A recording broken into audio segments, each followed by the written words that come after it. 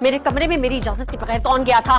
شباب، اور کس کی ہمت ہوئی میرے بیٹے کو ہاتھ لگانے کی؟ میں اس عورت پہ تم دونوں سے زیادہ بھروسہ کرتی ہوں۔ ہم اس کی سگی پھوپھیاں ہیں، آپ اس 2% کی آیا کو اہمیت دے رہی ہیں۔ وہ کبھی بھی ہوا میں تیر نہیں چلاتی ہے۔ میں بھی دیکھتی ہوں کون کس کی چھٹی کراتا ہے۔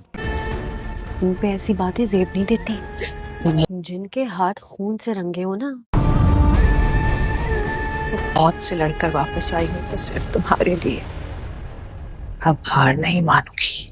وہ یہ جان لے جو ہے بے مروت نہ ان سے بھی کی جائے گی، انہیں ایسی رسوائی دی جائے گی، نہ سہ پائیں گے نہ ہی کہہ پائیں گے۔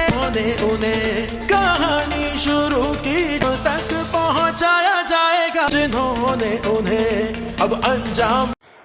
دوستو اگلی قسط میں آپ لوگ دیکھیں گے کہ نہال کس طرح سے واپس آتی ہے اپنے ہی بیٹے کی آیا بن کے، تاکہ کسی کو شک بھی نہ ہو۔ سب کی نظروں میں نہال مر چکی ہے، کیونکہ وہ ایک غریب اور ڈرپوک لڑکی ہوتی ہے جو کہ ہر کسی کے سامنے رونا دھونا شروع کر دیتی ہے اور جھک جاتی ہے، لیکن اس کے بارے میں کسی کو شک نہیں ہوتا۔ شکل ملتی ہے یہی سوچ کر وہ لوگ خاموش ہو جاتے ہیں۔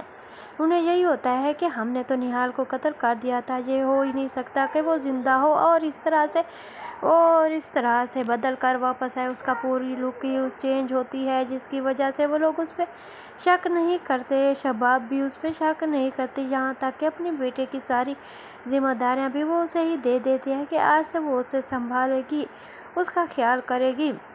اس بات پہ نہال خوش ہو جاتی ہے۔ اسے یہی ہوتا ہے کہ وہ اپنے بیٹے کے پاس واپس آ گئی ہے اور ہر صورت اسے یہاں سے لے کر واپس جائے گی اس گھر سے۔